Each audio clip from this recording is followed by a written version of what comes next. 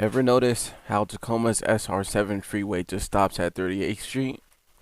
Those empty ramps and dead-end bridges aren't a mistake. They're remains of a freeway that was supposed to keep going. In the 1960s and 70s, Washington planned a full SR7 freeway running south from downtown Tacoma, connecting I-705 to Parkland and even Spanaway. The idea was simple: give South Tacoma a fast route to downtown. The plan called for interchanges at 48th Street and 56th Streets, following the Tacoma Rail Corridor. Engineers even built the 38th Street interchange wide enough for future lanes. You can still see the unused bridge stubs today. The extension meant demolishing homes and businesses. Costs soared and the residents pushed back. By the late 70s, freeway opposition was strong, and traffic studies showed Pacific Avenue couldn't handle the load. When I-705 was approved in 1978, it became Tacoma's new downtown connector. Once that was built, the SR7 extension lost its purpose, and the project was quietly canceled. If it had been built, South Tacoma would look completely different. A freeway running behind Pacific Avenue, connecting straight to SR 512. Instead, all that remains is a short stretch of pavement and a story of what have might been. So next time you drive past 38th Street, remember, you're looking at the end of a freeway that never was.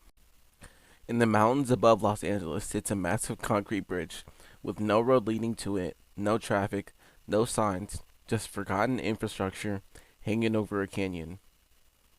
This bridge to nowhere, part of 1930s highway project, was supposed to connect the LA basin to the high desert. It was meant to be a scenic mountain highway, a shortcut through the San Gabriels. Engineers built 5 miles of roadway, blasted tunnels, and poured this massive arch bridge over the east fork of the San Gabriel River. It was one of the most ambitious mountain road projects in California history. But in 1938, disaster struck. A massive flood, one of the worst in LA history, ripped through the canyon. It destroyed the entire highway, except for one bridge. Rebuilding the road would have cost millions. The state gave up. The project was abandoned. The bridge was left stranded miles from any road, a monument to a highway that never existed. Today, the bridge to nowhere is a hiking destination, and one of the only places in the U.S. where you can legally bungee jump off a historic structure. What was once a failed highway is now an adventure landmark. In the far west Texas desert, there's a highway that loops around the city, except the city was never built. This is the story of a road that outran the people it was meant to serve.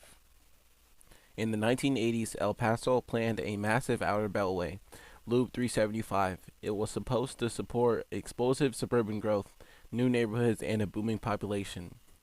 The plan was bold: a full loop around the entire city, connecting Fort Bliss, the border, the desert east side, and the Franklin Mountains.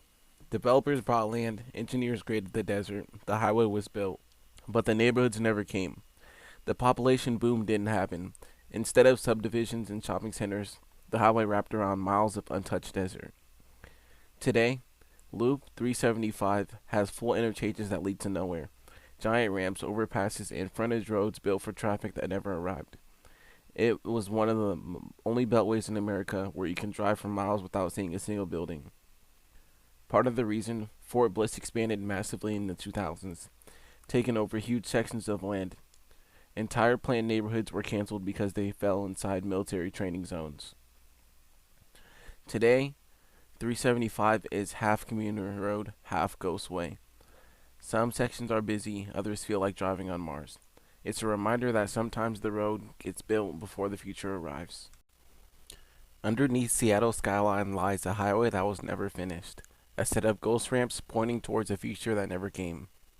In the 1960s, engineers planned a massive expansion of Interstate 90, a double-deck freeway cutting straight through Seattle, connecting to a proposed north-south route called I-305. It was supposed to link downtown directly to Ballard and Lake City. The design even included express lanes, tunnels under Mount Baker, and interchanges that would have rivaled Los Angeles. The ramps near Mount Rainier Avenue and Judkins Park were built in anticipation, but the rest of the freeway never came. By the 1970s, freeway revolts swept Seattle. Residents fought back against displacement and pollution. The city shifted towards public transit and urban preservative. The I-305 connector was canceled, leaving behind half-built ramps and empty bridge decks. Today, those ghost ramps still stand, concrete relics of a freeway that never was. Ironically, the space once reserved for cars now carries Sound Transit light rail, turning a failed highway into a modern transit corridor.